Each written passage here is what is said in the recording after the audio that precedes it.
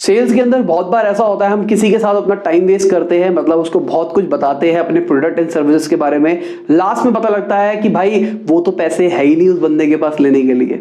Example मैं देता हूं, मैंने अपना जब पहला बैच शुरू किया डिजिटल मार्केटिंग का, तो मैंने फ्री डेमो क्लास की अनाउंसमेंट कर दी। अब क्या हुआ, बहुत सारे लोग जो कि मुझसे मिलने के लिए जाते थे वो सब आ गए। उसके बाद सबके सब आने लग गए, सब कुछ होने लग गया, बात होने लग गई। सबने बोला कि हम रजिस्टर करेंगे रजिस्टर करेंगे रजिस्टर करेंगे। मैं खुश, मैं कहा रजिस्टर हो चुके हैं। पर एट लास्ट जब वो कोर्स की एनरोलमेंट की बात हुई कि मैंने कहा जब पैसे दो, तब वो कहते हैं कि नहीं मेरी मम्मी नहीं मान रही, मेरे पापा नहीं मान रहे, मेरा ये नहीं मान रहा, मेरा वो नहीं मान रहा। तो यहां से मैंने एक लाइसेंस सीखा कि भाई हमको कुछ भी चीज फ्री के अंदर नहीं देनी, कोई भी सर्विस फ्री के अंदर नहीं देनी। यहीं से मैंने आर्ट ऑफ क्वालिफिकेशन को मैं आपको समझाने की कोशिश करूंगा।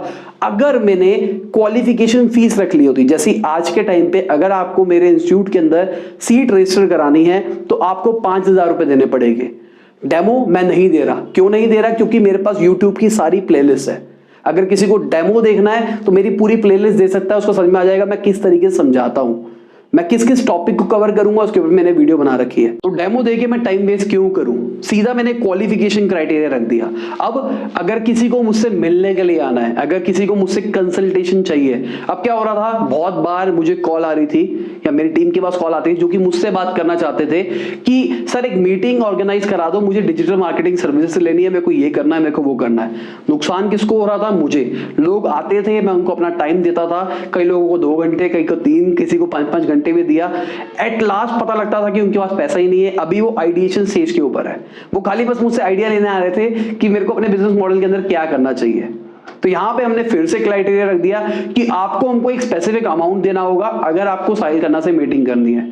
आपको कोई भी प्लान जानना है, आपको कुछ भी जानना है, वो आप हमारी टीम से जान सकते हो। पर अगर आपको मुझसे कंसल्टेशन चाहिए तो 5,000 रुपए कंसल्टेशन चार्ज रहेगा। अब ये 5,000 रुपए अगर आप हमसे कोई भी सर्विस लेते हो उसमें से डिडक्ट हो जाएगा। फिर क्वालिफिकेशन कर दी मैंने, अगर कोई जेन्युइनली इंटरेस्टेड होगा तभी मेरे पास आएगा, वरना नहीं आएगा। तो आप जिस भी कैटेगरी के अंदर सेल्स कर रहे हो, जो भी कैटेगरी के अंदर काम कर रहे हो, वहां पे आपको क्वालिफिकेशन क्राइटेरिया बनाना पड़ेगा। अब ये खाली पैसों का पैरामीटर नहीं है, मैं बहुत सारी बात बताता हूं। मान के चलो आप एक ऐसा सर्विस या फिर एक ऐसा प्लान बेच रहे हो जो इसके लिए बंदे को ग्रेजुएट होना चाहिए, तो सबसे पहले तो आपको उसकी क्वालिफिकेशन पूछनी होगी ना कि आप कितने पढ़े लिखे हो, आपकी एजुकेशनल क्वालिफिकेशन क्या है। वो बंदा कहेगा ग्रेजुएट, तब जाके उसको प्लान दे सकते हो, वरना उसको प्लान नहीं बेचना, उसको टाइम वेस्ट नहीं करना उसके साथ। अब ये भी नहीं करना कि अगर पता लग गया क्वालिफिकेशन के टाइम पे कि भाई ये बंदा हमारा प्रोडक्ट नहीं ले सकता, चल चल भाग भाग जाए, ऐसे तेरे बस की नहीं हमारा प्रोडक्ट लेना है, सब नहीं करना। हमको हमेशा अच्छी कर्टसी से सामने वाले के सामने पेश आना। अब कल को नहीं पता, कल को ये क्वालिफाई कर जाए, अभी ये 12th पास है, हमारे कोर्स के लिए ग्रेजुएशन चाहिए, अभी हमने भगा दिया, जब कल को ग्रेजुएशन करेगा तब हमारा नाम खराब करेगा, 10 बंदों को और बताएगा कि भाई ये चीज बेकार है, यहाँ कोर्स मत करो, या कुछ भी ऐसे फैक्टर्स। तो अगर आप क्वालिफाई कर जाए तो हमको क्या क्या करना चाहिए? एक चीज मैंने आपको पहले भी बताया, अगर आपको सामने वाले का ट्रस्ट गेन करना है सबकॉन्शियसली, तो एक चीज है मिररिंग करना। अगर आप मेरे सामने बैठे हो और आप मेरी कुछ कुछ वर्ड्स को यूज करने लग जाओगे, मैं बोलता हूं जकास, बहुत बढ़िया, ये वो लौंडा भाई, तो अगर आप मेरे सामने ये वर्ड यूज करने लग जाओगे ना, तो मैं आपसे कनेक्ट करने लग जाऊंगी, ये तो भाई मेरी तरह है। तो अगर आप मुझे कुछ भी बोलोगे, कोई सर्विस बेचने की कोशिश करोगे, तो चांसेस बहुत ज्यादा बढ़ जाएगी, क्योंकि मैं मानूंगा ये बंदा मेरी तरह है। मैंने आपको बताया था कोई भी प्रोडक्ट को लेने के लिए 2 टाइप के वायर्स होते हैं, एक होता है लॉजिकल, एक होता है इमोशनल। तो लॉजिकल आपकी अप्रोच होगी, आपकी सेल्स पिच होगी, जिसके अंदर आपने डाल रखा होगा मेरा प्रोडक्ट के अंदर ये खासियत है। पर इमोशनल फैक्टर यहीं से आता है कि भाई ये बंदे ने कपड़े कैसे पहन रखे हैं, कैसा दिखता है, किस तरीके से बोलता है, क्या बोलने का ढंग है। अगर ये बंदा कॉन्फिडेंट अपने प्रोडक्ट को लेके तो मतलब प्रोडक्ट अच्छा होगा, अगर नहीं है तो नहीं। अगर ये खुद प्रोडक्ट यूज करता है तो मतलब अच्छा होगा। ये सारे के सारे फैक्टर्स यहां पे आएंगे। तो अभी तो मैंने आपको सिर्फ एक क्राइटेरिया के बारे में बताया। तो मान के चलते हैं अगर आप सेल्स करने के लिए जा रहे हो तो आपके पास बड़ा पोर्टफोलियो है, बहुत सारी सर्विसेज करते हैं। मान के चलते हैं मेरी डिजिटल मार्केटिंग सर्विसेज की कंपनी है, तो मेरे पास एक बंदा कॉल आता है, मुझे डिजिटल होना है। अब उसको खुद नहीं पता उसको डिजिटल क्या होना है, उसको वेबसाइट बनवानी है, उसको सोशल मीडिया कराना है, उसको एसईओ कराना है, उसको कुछ भी कराना है, डिजिटल मार्केटिंग का कोई भी पार्ट कराना है, उसको खुद नहीं पता। और मुझे पता है कि मैं इसको सारे के सारे प्लान बेच सकता हूं अगर बेचना चाहूं तो। पर सबसे पहले उसकी रिक्वायरमेंट क्या है, मुझे उसको आइडेंटिफाई करना है। कैसे करूंगा? सबसे पहले पूछ के कि आप बिजनेस क्या करते हो करेंटली, आप ये बिजनेस करते हो, ठीक है, आप अपना प्रोडक्ट क्या करना चाहते हो, आप अपना प्रोडक्ट खुद बेचना अपनी साइट पे चाहते हो या फिर अपनी ब्रांडिंग चाहते हो। यहां से मुझे पता लगता रहा, अगर वो खुद अपना प्रोडक्ट अपनी साइट पे बेचना चाहता है मतलब उसको ई कॉमर्स वेबसाइट चाहिए। ठीक है सर, आप मुझे ये बताइए कि आपका ब्रांड कितना पुराना है। अब वो बताएगा भाई पुराना है मतलब ब्रांडिंग हो रखी है, तो मैं यहाँ पे इसकी ब्रांड को रिवाइव कर सकता हूँ, जिंदा कर सकता हूँ। और अगर मुझे कहता है ब्रांडिंग नहीं हो रखी सर, अभी नया नया शुरू किया है, तो मतलब ब्रांडिंग की जरूरत है। ब्रांडिंग मतलब सोशल मीडिया मार्केटिंग की जरूरत है। अब वो मुझे कहेगा कि सर मेरा काम जो है ना, वो मान के चलो कोई ऐसा प्रोडक्ट है जिसके ऊपर सर्चेस ज्यादा आती है, मेरा कोई डैश चीज का कैटेगरी का काम है। तो मैंने कहा अगर सर मैं इस पे ऐड चलाऊंगा, तो मैंने रिसर्च करके देखा कि अगर मैं इस पे ऐड चलाऊंगा तो एक क्लिक का हमको 20 रुपए देना पड़ रहा है, पर इनके जो प्रोडक्ट की कीमत है वो 20 रुपए नहीं है। तो मैं उसको सजेस्ट करूंगा कि आपको एसईओ करना चाहिए। एसईओ के अंदर 7-8 महीने लगेंगे, पर आपको पर क्लिक के पैसे नहीं देने पड़ेंगे, आपको ऑर्गेनिक रिजल्ट मिलने लग जाएगा। और अगर उस बंदे को ड्रास्टिकली सेल चाहिए, उसको चाहिए भाई आज से ही, आज रात को ही मैं आपको पैसे ट्रांसफर करूंगा, अगले दिन सुबह से ही मेरा प्रोडक्ट बिकना शुरू हो जाए, तो भाई मैं उसको पीपीसी कहूंगा कि आप गूगल के ऊपर एडवर्ड्स चलाओ। अब मैं टेक्निकल घुस रहा हूं कि मैं क्या हूं, मैं आपको एग्जांपल दे रहा हूं, मैं सिर्फ अपनी कैटेगरी का। तो हमको क्या करना है, हमको सीरीज ऑफ क्वेश्चंस पूछने। अब स्टार्टिंग कहां से करनी है, अगर आपने मुझसे ध्यान दिया हो, मैंने आसान सा क्वेश्चन पूछा एकदम, सर आपका बिजनेस क्या है, प्रोडक्ट कहां बेचना चाहते हो। धीरे धीरे जैसे मैं नैरो करता जाऊंगा ना, तो मैं घुसता जाऊंगा कि आपका बजट क्या है, मतलब मैं उसकी पूरी प्रॉफिटेबिलिटी जान लूंगा कि वो कितने प्रॉफिट के ऊपर, मार्जिन के ऊपर ऑपरेट कर रहा है, उसका प्रोडक्ट कितने का, उसके कॉम्पिटिटर का प्रोडक्ट कितना है, उसकी मार्केट में पोजीशनिंग क्या हो रखी है और वो क्या करना चाहता है, सब कुछ जान लूंगा मैं डेटा। पर धीरे धीरे अगर मैं स्टार्टिंग के अंदर ही सारी चीजें पूछने लग जाऊंगा, स्टार्टिंग का पहला क्वेश्चन ही कि सर कितना पैसा कमाते हो, भाई सीधा ही खत्म कर देगा तो गेम। पर अगर मैं धीरे धीरे बढ़ूं, धीरे धीरे सारी चीजों को अनफोल्ड करूं, सर आपका बिजनेस क्या है, ये क्या है, ये क्या है, ये क्या है, ये क्या है, अगर मैं सीरीज ऑफ क्वेश्चंस पूछूंगा ना, तो चांसेस ये होंगे मैं सारा डेटा भी ले लूंगा और उसको मैं बेस्ट प्रोडक्ट दे पाऊंगा।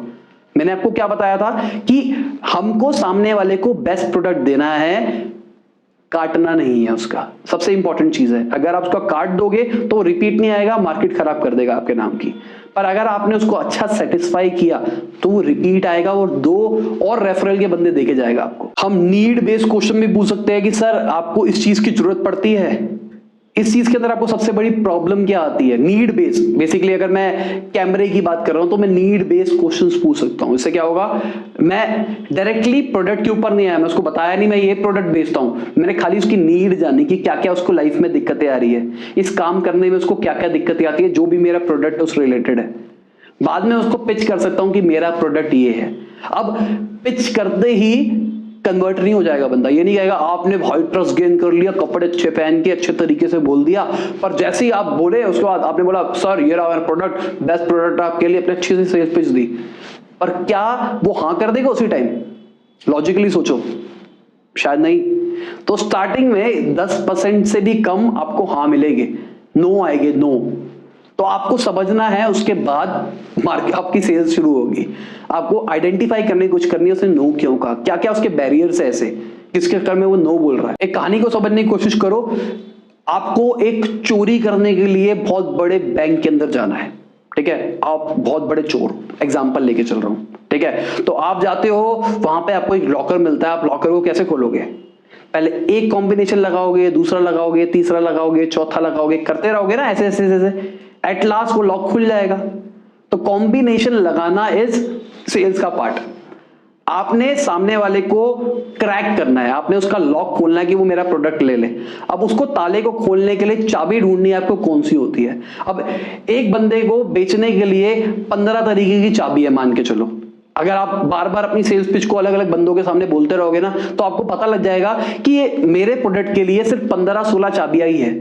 तो वो 15-16 चाबियां मेरे को उस बंदे के ऊपर ट्रेस करनी है कि भाई ये चाबी टेस्ट करके देखनी है, ये करके देखनी है, ये करके देखनी है। अगर उसको मेरा प्रोडक्ट नहीं लेना तो वो नहीं लेगा, पहले भी क्लियर कर रहा हूं मैं आपको। अगर वो क्वालिफाई करता है और उसको मेरे प्रोडक्ट की जरूरत है तो वो मेरा प्रोडक्ट लेना चाहिए। सबसे इंपॉर्टेंट चीज ये है, अगर किसी को डिजिटल मार्केटिंग कोर्स करना है और वो अफोर्ड कर सकता है 30,000 रुपए 3 महीने के लिए, और वो टाइम निकाल सकता है, तो वो मेरे पास ही है, ये मेरी स्ट्रेटजी है, मैं चाहता हूं, ये बात खत्म। अब आप इसके अंदर फ्यूचर पेसिंग भी कर सकते हो। इसका मतलब अगर आप मेरा कोर्स ज्वाइन करते हो तो आज से 1 साल के बाद आप लाख रुपए कमा रहे होगे पर मंथ। आओ मेरे बैच के अंदर, मैंने इस बैच के अंदर बच्चों को बताया कि 1 लाख रुपए महीना आप पहले ही हफ्ते से कैसे कमा सकते हो। तो इससे क्या होगा भाई, बंदा बौखला जाएगा, ओ 1 लाख रुपए, 1 लाख रुपए, 30,000 रुपए देके 1 लाख रुपए आ जाएगी, कन्वर्ट हो जाएगी। पर झूठ नहीं बोलना है, मैं फिर से वो भी बात रिपीट कर रहा हूं, झूठ नहीं बोलना है।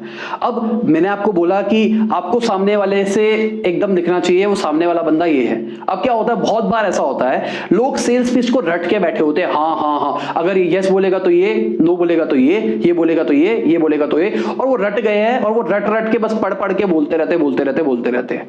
अब एग्जाम्पल लेके चलो, एक बंदा, आपने उसको फोन मिलाया और आप मान के चलो आप बेच रहे हो, दिवाली आ रही है, दिवाली का कुछ गिफ्ट बेच रहे हो, ठीक है। अब आपने उसको फोन मिलाया, hello sir, this is dash from dash, sir मेरे पास एक प्रोडक्ट है जिसके लिए ये है, क्या ये सही टाइम है? तो वो बंदा बोल रहा है, नहीं एक्चुअली मेरी मदर एक्सपायर हो गई। ओह ग्रेट, क्या होगा इसका मतलब? कुछ नहीं होगा, बर्बाद हो जाओगे। तो एक चीज है, इमोशन के अंदर डूब जाओ, मतलब उसके अंदर इसको ऐसा लगना चाहिए कि भाई आप उसकी बात समझ पा रहे हो। कैसे कर पाओगे? अगर आप उसके शूज के अंदर घुस जाओगे तो आप अच्छी एक्टिंग कर पाओगे, ये मेरा एक्सपीरियंस है। आपको फील करना है वो कैसा फील कर रहा है, अपने आप होने लग जाएगा। और आखिरी टिप दूंगा कि भाई repetition is the mother of skills. अगर रिपीट करते रहोगे अपने आप आपके स्किल्स डेवलप हो जाएंगे, सबसे इंपॉर्टेंट फैक्टर है। अब ज्यादा नहीं बोलूंगा, उम्मीद करता हूं आज की वीडियो समझ में आई होगी। लाइक कर देना, शेयर कर देना। बाय, गुड नाइट, शबा खैर, खुदा हाफिज, गुड मॉर्निंग और आफ्टरनून, जब भी आप वीडियो को देख रहे हैं।